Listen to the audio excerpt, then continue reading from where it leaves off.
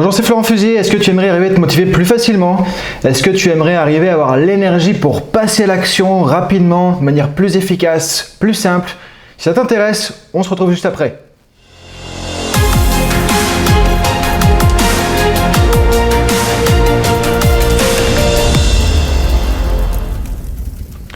Bonjour, c'est Florent Fusier. Ça fait 15 ans que j'accompagne des particuliers, des entreprises, avec le coaching, la PNL, sur 3 continents.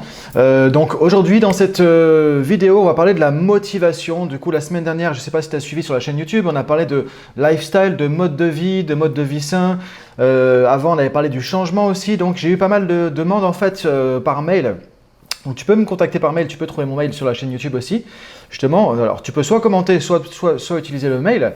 Et donc par rapport à la motivation. Donc j'ai déjà parlé de la motivation un petit peu dans le passé sur le podcast, mais je n'ai pas vraiment fait de vidéo là-dessus. Donc aujourd'hui, je vais te parler de la motivation. Notamment, première vidéo sur la motivation qu'on va ensemble. La motivation à court terme. C'est-à-dire quand tu as un objectif dans les jours, les semaines ou les mois, là du coup comment, ou quelque chose que tu veux reprendre par exemple, tu veux soit lancer un projet, soit tu veux reprendre quelque chose. Alors là comme c'est l'été, on parlait de mode de vie sain par exemple, ça peut être reprendre du sport, faire des changements au niveau de ton alimentation par exemple, ou changer de job à la rentrée, ou lancer ton activité d'indépendant par exemple, quelque chose comme ça. Donc là tu aimerais pouvoir avoir plus de motivation. Donc justement, comment trouver plus de motivation? Donc on va avoir 4 éléments dans cette, même 5 points, 5 éléments dans cette vidéo pour t'aider à trouver plus de motivation sur le court terme, tu vois, pour passer à l'action, pour avoir de l'énergie et la transformer en action là maintenant rapidement.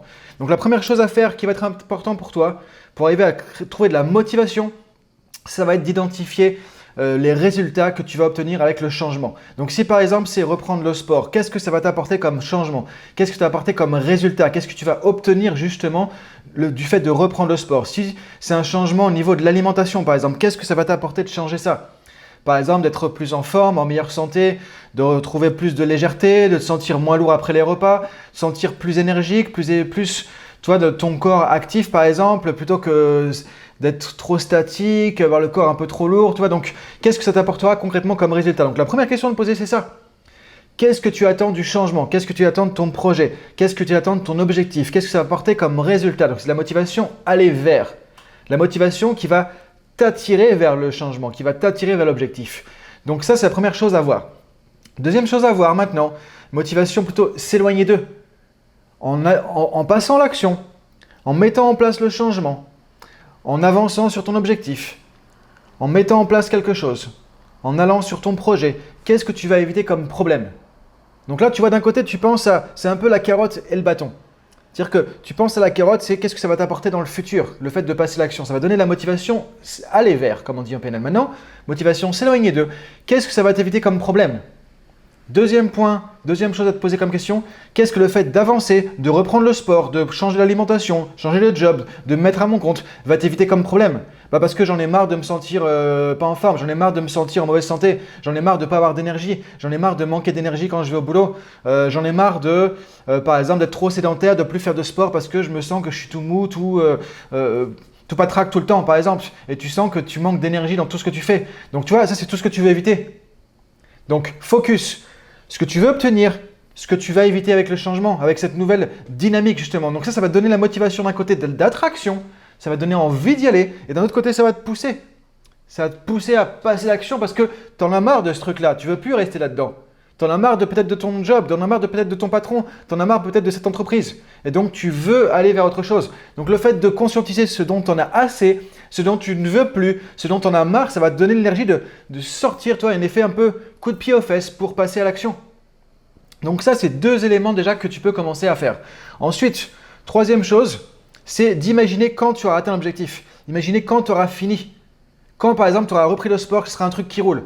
Qu'est-ce que tu remarqueras à ce moment-là, tu vois? De penser à ça, comment tu seras, qu'est-ce que tu ressentiras? De te projeter quand le changement sera fait.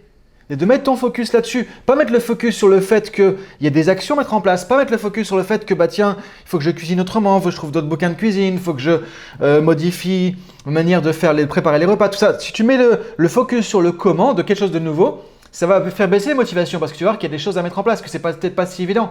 Donc ton focus mental, le mettre sur après, le mettre sur ce que tu auras réussi.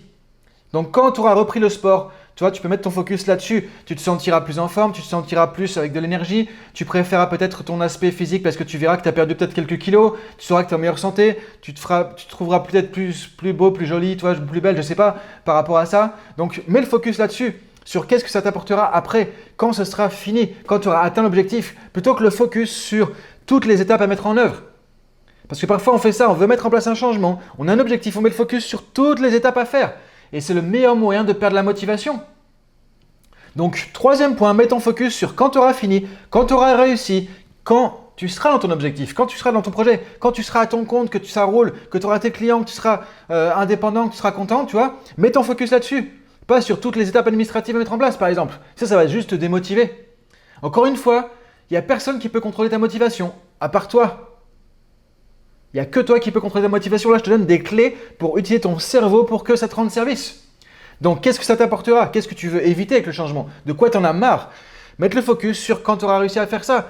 Maintenant, quatrième point pour créer de la motivation instantanée, à court terme, qui va te mettre dans l'action, qui va créer le feu intérieur de l'action. Et là, tu as envie d'y aller. Toi, de commencer avec identifier un petit pas. Parce que parfois, tu vois, comme je t'ai dit, le comment, c'est un truc qui est compliqué, c'est usine à gaz. Ça fait juste que ça te coupe les deux jambes et tu n'as plus envie d'avancer. Donc, un premier petit pas à mettre en place. Quel est le premier petit pas? Quelle est la première action que tu peux mettre en place là, aujourd'hui ou demain, qui va t'amener vers l'objectif? Ça va donner la motivation aussi. Le premier petit pas, ça peut être juste trouver un bouquin pour le prochain repas qui sera plus sain, par exemple. Ou ça peut être retrouver mes baskets dans le garage pour que demain, je puisse aller courir un petit peu, par exemple, au marché. Tu vois, un truc tout simple. Le premier pas, c'est un truc tout simple, tout bête, où tu ne te prends pas la tête. C'est pas un truc compliqué. C'est une action, une simple action. Ça peut être noté dans l'agenda quelque chose, ça peut être appeler quelqu'un, tu vois, par exemple. Mais un truc que tu peux faire et tu le fais aujourd'hui ou demain maximum. Donc, quatrième étape, le petit pas. Maintenant, cinquième point pour t'aider à avoir de la motivation, tu vois, de l'énergie pour passer à l'action à court terme, là, tout de suite, maintenant, quand tu en as besoin pour tes projets qui vont venir, justement. Ou pour les vacances, par exemple, si tu fais ça si c'est pour quelque chose pendant l'été. Donc là, ça va être te connecter à l'émotion. Voir quand tu fermes les yeux, que tu penses à ton objectif, que tu penses à ce projet, que tu vois ce que ça va t'apporter comme résultat. Toi, la première question, c'est les résultats. Que tu imagines quand ce sera fini, quand tu auras réussi à faire ça. Que tu visualises le premier pas que tu vas faire. Qu'est-ce que tu ressens comme émotion? Te connecter à cette émotion positive. Ça peut être de la joie, ça peut être de l'enthousiasme, de la satisfaction, de la pure motivation. Ça peut être de l'énergie, tu vois. Qu'est-ce que tu ressens? Te connecte à cette énergie, à cette émotion positive. Donc voilà les 5 points, 5 étapes, 5 clés qui vont t'aider à trouver de la motivation là maintenant pour passer à l'action par rapport à quelque chose d'important. Donc ça, c'est la première vidéo de la semaine. Maintenant, dans la deuxième vidéo de la semaine, on verra comment, une fois que tu as lancé le feu de l'action comme ça, comment le faire tenir sur la durée. On va parler de motivation à long terme. Parce que tout ne se fait pas comme ça non plus. Mais là, l'idée, c'est déjà de créer la dynamique de motivation, de créer la dynamique, de mettre en place les choses, passer à l'action. Maintenant, si tu sens qu'il y a des problèmes, il y a des résistances au changement, que des trucs qui sont un peu plus compliqués que ça, qui fait que ce n'est pas que de la motivation, tu sens qu'il y a des résistances, il y a des peurs, des trucs comme ça, prends le lien en dessous.